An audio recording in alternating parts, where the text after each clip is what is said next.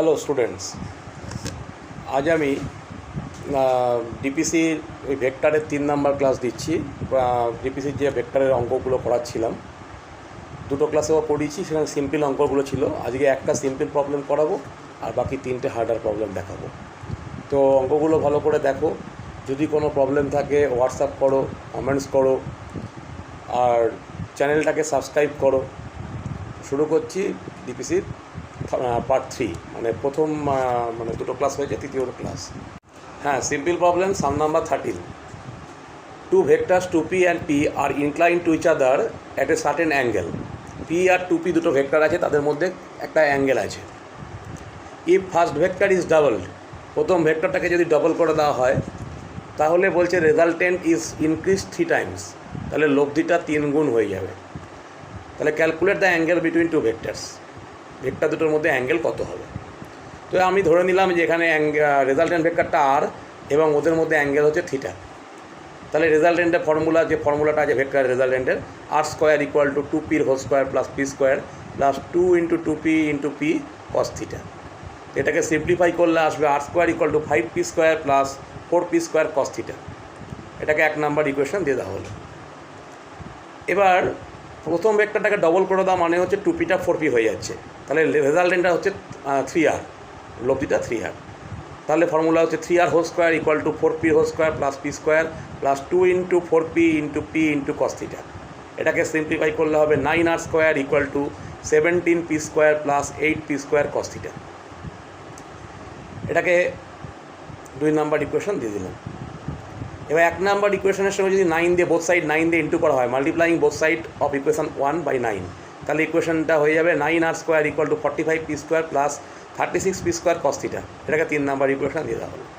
Third equation, তাহলে 2 number আর 3 number ইকুয়েশনকে যদি কম্পেয়ার করি, তাহলে দুটোই 9r স্কোয়ার আছে, তাহলে ইকুয়েট করে দিলে হবে 17p square plus 8p square cos theta equal two 45p square plus 36p square cos theta. এখান থেকে সিম্পলিফাই করলে কস থিটার ভ্যালু আসবে -1, কারণ দুদিকে পি স্কোয়ার ক্যান্সেল করে দেওয়া হলো। পাশে লিখে দেওয়া আছে যে since P mod P not equal to 0, মানে পি এর ভ্যালু যদি নাল ভেক্টর হতো, পি যদি নাল ভেক্টর হতো, তাহলে কিন্তু ক্যান্সেল করা যেত না। তো এটা লিখে দিতে হবে, তবেই ক্যান্সেল করা যাবে। তাহলে P not equal to 0, mod P not equal to 0, তাহলে cos theta equal to -1, therefore theta equal to 180 degree. তাহলে angle between two vectors is 180 degree. Answer 180 degree. Next problem. এবার হার্ডার প্রবলেমের সাম নাম্বার 1। তো এখানে বলা হচ্ছে find the horizontal force and the force inclined at 30 degree to the vertical whose resultant is a vertical force P time. তার মানে দুটো force বার করতে হবে, একটা হরাইজেন্টাল আর রেজাল্টেন্টটা বলা হচ্ছে ভার্টিক্যাল ভেক্টর, তার ভ্যালু হচ্ছে পি, এবং ভার্টিক্যালের সঙ্গে 30 ডিগ্রি অ্যাঙ্গেলে একটা রেজাল্টেন্ট যেটা ওবি, ছবিতে দেখানো হয়েছে ওবি, ওই ভেক্টরটা বার করতে হবে, আর হরাইজেন্টাল ওএ বার করতে হবে। আর ওএ আর ওবি রেজাল্টেন্ট ওসি ভার্টিক্যাল, সেটার ভ্যালু পি দেওয়া আছে গিভেন। তো 30 ডিগ্রি অ্যাঙ্গেল ভার্টিক্যালের সঙ্গে ওবি, তাহলে একটা ট্রায়াঙ্গেল ফর্ম করছে ও বি সি, 90 ডিগ্রি ট্রায়াঙ্গেল। এটা যদি আমরা প্যারালাল দুটো ফোর্সে প্যারালিলোগ্রাম কমপ্লিট করি, তাহলে ওদের ডায়াগোনাল ওসি, এটাই হচ্ছে রেজাল্টেন্টটা গিভেন আছে পি। তাহলে ওএ ইকুয়াল টু ওবি, মানে ওএ ভেক্টরটা যা হবে ওর ম্যাগনিটিউড আর বিসি ভেক্টরটা একই হবে। তাহলে ওএ ওবি আর ভেক্টর দুটো বার করতে হবে, যেখানে ওসি হচ্ছে রেজাল্টেন্ট ভেক্টর, যেটা হচ্ছে পি।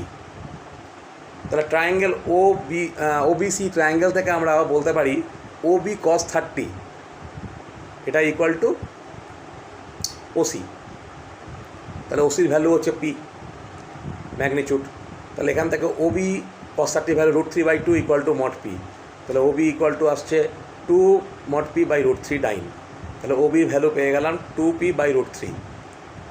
একই রকমভাবে আমি যদি ওএ বার করতে চাই, ওএ মানে বিসি, তাহলে ওই ট্রায়াঙ্গেল ওবিসি ট্রায়াঙ্গেল থেকে বিসি বার করতে গেলে সেটা হবে ওসি tan 30, ওসি যেহেতু পি আর tan 30 1/√3, তাহলে p/√3 ডাইন।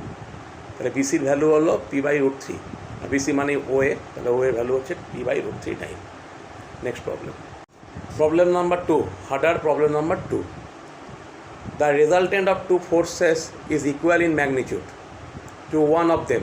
দুটো ফোর্সের রেজাল্টেন্ট বার করতে হবে, যে রেজাল্টেন্টের ভ্যালুটা বলছে ওই দুটো ভেক্টরের একটার ম্যাগনিটিউডের সঙ্গে same and perpendicular to it in direction find the other, মানে দুটো ভেক্টরের রেজাল্টেন্ট ভেক্টর হচ্ছে একটার সঙ্গে ইকুয়াল পি, এবং পি এর সঙ্গে সেটা পারপেন্ডিকুলার হবে রেজাল্টেন্টটা। তাহলে যে ফিগারটা দেখানো হয়েছে ও এ একটা ভেক্টর আর ও বি, তার রেজাল্টেন্টটা হচ্ছে ও সি। এখানে রেজাল্টেন্টের ভ্যালুটা ও এর সঙ্গে ইকুয়াল, দুটোই পি, ধরে নেওয়া হচ্ছে দুটোই পি। এবার সেটা হচ্ছে ও এর সঙ্গে পারপেন্ডিকুলার, এটা কোশ্চেনে দেওয়া আছে। তাহলে ও সিটা হচ্ছে ও এর সঙ্গে পারপেন্ডিকুলার, ও এর ম্যাগনিটিউড পি যদি হয় ও সির ম্যাগনিটিউডও পি। তাহলে আমাদের বার করতে হবে যে আদার ম্যাগনিটিউডটা কত হবে, কিউ। তাহলে ধরে না হলো let force P and Q are represented in figure, যে ফিগারটা দেখানো হয়েছে O A and O B respectively, their resultant P is given by O C. তাহলে আবার একটা ট্রায়াঙ্গেল 90 ডিগ্রি ট্রায়াঙ্গেল ফর্ম করছে এখানে আগের অঙ্কটার মতো ও সি বি। তাহলে ও এ আর ও এও যা ও বি আর বিসিও তাই হবে।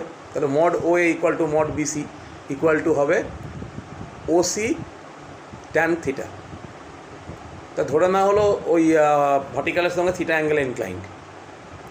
তো থিটার ভ্যালুটা বার করতে গেলে কী হবে, এখানে ও এর ভ্যালু পি আর বিসির ভ্যালু পি ট্যান থিটা। তা tan theta equal two 45 degree, মানে ট্যান থিটা 1 আসছে এখানে, 45 ডিগ্রি। তাহলে ট্যান থিটার ভ্যালু আমরা থিটার ভ্যালু পেয়ে গেলাম 45 ডিগ্রি। একই রকমভাবে আমরা ও বি কস থিটা যদি করি সেটা হবে ও সি। তাহলে ও বির ভ্যালু হচ্ছে কিউ ধরে নিয়েছি, তা Q cos theta equal to mod P, mod Q equal to P by cos theta, থিটার জায়গায় 45 বসিয়ে দিলে হবে √2 মড পি। তাহলে কিউ এর ভ্যালু হবে পি এর সঙ্গে √2 টাইমস, মানে যে হরাইজেন্টাল ভেক্টরটা তার সঙ্গে রেজাল্টেন্টটা একই বলা হয়েছে। তাহলে হরাইজেন্টাল ভেক্টরের √2 টাইমস হচ্ছে আরেকটা ভেক্টর যেটা কিউ, আর তার ডিরেকশান হবে এক্স অ্যাক্সিসের সঙ্গে theta value 45, 90 plus 45 equal to 135, X অ্যাক্সিসের সঙ্গে ইনক্লাইন। তাহলে আদার ভেক্টর যেটা হলো সেটা হচ্ছে ওই হরাইজেন্টাল ভেক্টরের √2 টাইমস, আর ওই হরাইজেন্টাল ভেক্টরের সঙ্গে 135 ডিগ্রি অ্যাঙ্গেলে ইনক্লাইন। নেক্সট প্রবলেম, এবার harder problem, problem number 3। Determine the resultant of 3 vectors of magnitude 1, 2 and 3 whose directions are those of the sides of equilateral triangle taken in order। তার মানে একটা সমবাহু ত্রিভুজের 3টে সাইডে সেম অর্ডারে 3টে ভেক্টরকে যদি রিপ্রেজেন্ট করা যায়, যেটা ফিগার 1-এ দেখানো হয়েছে। এবিসি একটা ইকুইল্যাটারাল ট্রায়াঙ্গেল, সমবাহু ত্রিভুজ, যেখানে এবি বরাবর একটা পি ভেক্টরকে আমরা ডিফাইন করছি যার ম্যাগনিটিউড হচ্ছে 1। বিসি বরাবর একটা ভেক্টরকে রিপ্রেজেন্ট করা হচ্ছে অ্যালং বিসি, সেটা হচ্ছে কিউ, যার ম্যাগনিটিউড 2। আর সিএ অ্যালং সিএ যে ভেক্টরকে রিপ্রেজেন্ট করা হচ্ছে আর ভেক্টর, যার ম্যাগনিটিউড 3। এবার এদের রেজাল্টেন্ট বার করতে গেলে প্রথমে আমরা একটা রুলস ফলো করছি, যেটা থিওরিতে আমি দেখিয়েছি, সেই অ্যাডিশন বাই রিজলিউশন, যেটা ফিগার 2তে দেখানো হয়েছে। প্রত্যেকটা ভেক্টরকে আমরা দুটো অ্যাক্সিসে রেসপেক্টে ওটাকে প্লেস করছি। প্লেস করলে কি হচ্ছে, প্রথমে এক্স অ্যাক্সিস বরাবর মানে অ্যালং এক্স অ্যাক্সিসে আমরা পি ভেক্টরটাকে প্লেস করলাম। আবার যে কিউ ভেক্টরটা নেব সেটা দেখা যাচ্ছে নেগেটিভ এক্স অ্যাক্সিসের সঙ্গে 60 ডিগ্রি অ্যাঙ্গেলে ইনক্লাইন্ড, মানে এটাকে প্লেস করলে ওটা হবে নেগেটিভ এক্স অ্যাক্সিসের সঙ্গে 60 ডিগ্রি।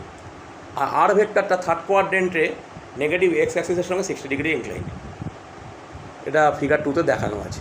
তাহলে প্রত্যেকটা ভেক্টরের দুটো কম্পোনেন্ট আমরা রিজলভ করবো, একটা এক্স কম্পোনেন্ট, একটা ওয়াই কম্পোনেন্ট। তাহলে রেজাল্টেন্ট এক্স কম্পোনেন্ট যেটাকে, সেটা ফিগার 3তে দেখানো হচ্ছে এস এক্স, আর resultant Y component S Y.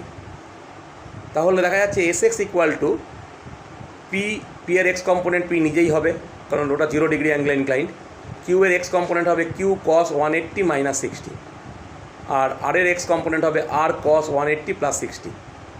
প্রত্যেকের ভ্যালু পি কিউ আর এর ভ্যালু বসিয়ে পুরো অ্যাসোসিয়েটেড অ্যাঙ্গেলের ফর্মুলা দিয়ে এটাকে সিম্পলিফাই করলে অ্যান্সার হবে -1.5, যেটা থার্ড ফিগারে দেখানো হয়েছে। Negative X axis S X 1.5।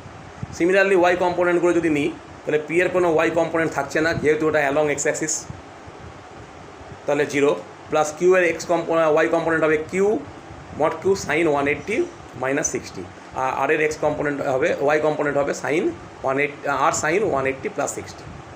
তো এই তিনটাকে অ্যাড করলে ক্যালকুলেশন করলে হবে -0.866। এটাও ফিগার 3তে দেখানো হয়েছে নেগেটিভ ওয়াই অ্যাক্সিস। তাহলে এই এস এক্স আর এস ওয়াই দুটো রেক্ট্যাঙ্গুলার কম্পোনেন্ট পেয়ে গেছি। এবার সেই কম্পোনেন্টের রেজাল্টেন্ট হবে root S X square plus S Y square, রেজাল্টেন্টের ম্যাগনিটিউড ক্যালকুলেট করলে হবে 1.732, এটাকে এস দিয়ে ডিফাইন করা হচ্ছে এস। তাহলে এর ডিরেকশনটা দেখানো হচ্ছে নেগেটিভ ওয়াই অ্যাক্সিসের সঙ্গে, আমি ধরে নিলাম থিটা অ্যাঙ্গেল ইনক্লাইন্ড রেজাল্টেন্টটা। নেগেটিভ ওয়াই অ্যাক্সিসের সঙ্গে যদি থিটা অ্যাঙ্গেল ইনক্লাইন্ড হয় তাহলে ট্যান থিটা ইকুয়াল টু হবে বেস হচ্ছে এস ওয়াই বাই রেজাল্টেন্টটা এস হাইপোটেনিয়াস। তাহলে মাইনাস 0.866 বাই 1.732 ক্যালকুলেট করলে আসছে 0.5, মানে মাইনাস 0.5। তাহলে মাইনাস 0.5 এটা থার্ড কোয়াড্রেন্টে আছে, তাহলে 180 plus 30 degree equal to 210 degree. তাহলে এটা পজিটিভ এক্সের সঙ্গে অ্যাঙ্গেল যেটা হবে রেজাল্টেন্টের সেটা 210 ডিগ্রি। আজকে এই কটা অঙ্কই করানো হলো, পরে আমি আরও কিছু অঙ্ক করাবো হার্ডারের।